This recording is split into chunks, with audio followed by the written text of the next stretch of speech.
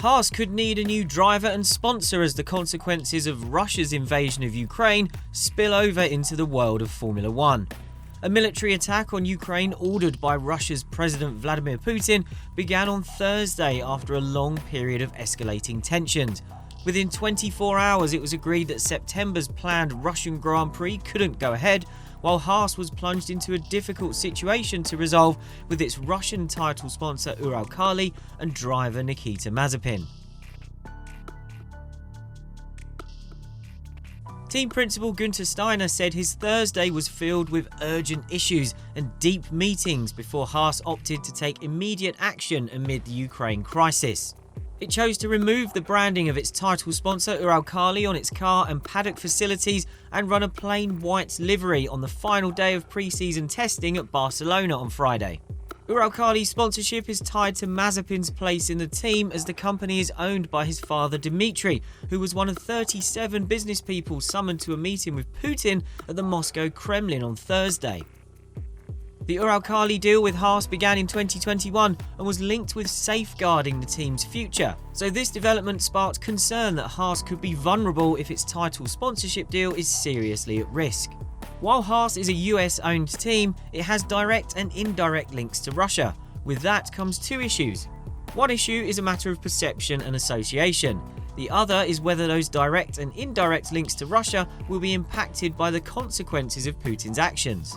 Although there have been no direct sanctions placed on Mazepin, Uralkali or its parent company Uralchem, there is pressure to stop international bank payments from Russia and to ban Russian citizens from obtaining visas. Even if Uralkali avoids being hit with direct sanctions, it's possible that making payments to Haas will be difficult, although Steiner said that up to now the official sanctions had no influence on our business.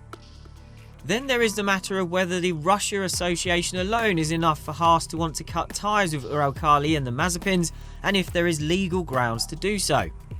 Discussions will take place with Haas next week to resolve legal matters that involve the Uralkali sponsorship and also Mazepin's place in the team, which we'll come to in a moment. Whether there is a temporary funding shortfall or the deal ends up being dissolved entirely, Haas's future is not thought to be at risk. The Uralkali deal was important to the team's survival as it navigated the worst of the COVID-19 pandemic. But it is believed to be in a solid place now, and though the money from Uralkali is a significant part of its budget, it is still only a minority backer, contributing around 1/5 of the budget, according to someone close to the team. It is thought that Haas could realistically plug any gap that could emerge, either with new sponsors, direct funding from owner Gene Haas, or a combination of the two.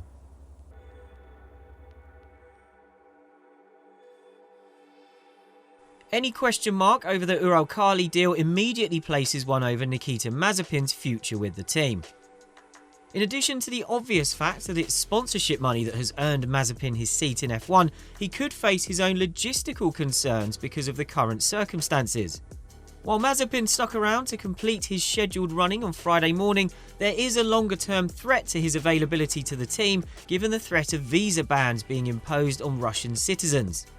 The vast majority of countries on the F1 calendar require Russian citizens to have a visa, with the exceptions being Azerbaijan, Brazil and the United Arab Emirates. But that side of things is likely to be looked into properly in the coming days. Steiner said the matters of the sponsorship deal and Mazepin were among the legal stuff he would have to deal with next week. When asked by the race to clarify if that meant Mazepin's future was uncertain and needed to be resolved, Steiner said, "Yeah, it needs to be resolved. Not everything depends on us here. There are governments involved and I have no power over them. And I think we need to see also the situation, how it develops in Ukraine." Mazepin made his F1 debut with Haas in 2021, but sparked controversy even before he completed a single race, after a video emerged of him appearing to grab a woman's breast. Haas stuck with Mazepin through a torrent of criticism after that incident in late 2020 and through a poor rookie season in which he was comprehensively outpaced by teammate Mick Schumacher. If Mazepin's seat becomes available, Haas will almost certainly find candidates willing and available who could bring some money as well. The team has Pietro Fittipaldi as its reserve, but it would seem likely that it would pursue a new full-time driver to replace Mazepin for the season if required. It is understood that some have already come forward and there would seem no shortage of viable options, especially if team owner Gene Haas steps in to assist financially.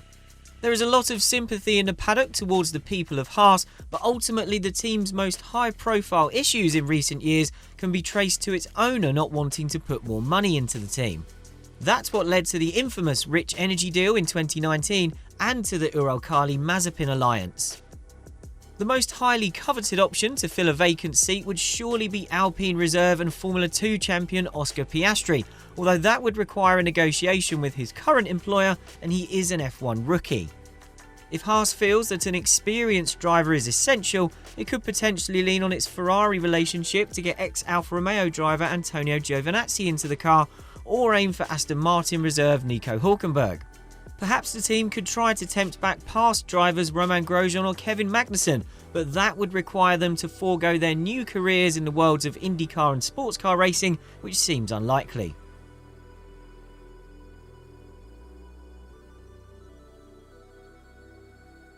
While the Haas situation remains unresolved, what has been settled is that the Russian GP is not going to take place in September as planned. This was scheduled to be the final F1 race in Sochi before moving to a new venue near St. Petersburg. But four-time world champion and Aston Martin driver Sebastian Vettel stated he would not race if the Grand Prix went ahead, while 2021 world champion Max Verstappen said it was not correct to race in a country at war. One of the only teams we've heard from so far is McLaren, which said it made its position clear in a meeting between F1 and all 10 teams on Thursday night, saying that it felt the Russian GP was untenable. Following that meeting, which was convened by F1 CEO Stefano Domenicali at the pre-season test in Spain, on Friday it emerged the race is off. It wasn't quite as straightforward as that though, because F1's statement was vague and did not explicitly state the race has been cancelled. The statement said that it is impossible to hold the Russian Grand Prix in the current circumstances. That statement would appear to leave the door open to the race being held if the current circumstances change. Race promoter Ross Gonki said in its own statement that this is a force majeure-induced issue and that purchased tickets were not being annulled because the possibility still remains that the race will take place as previously scheduled.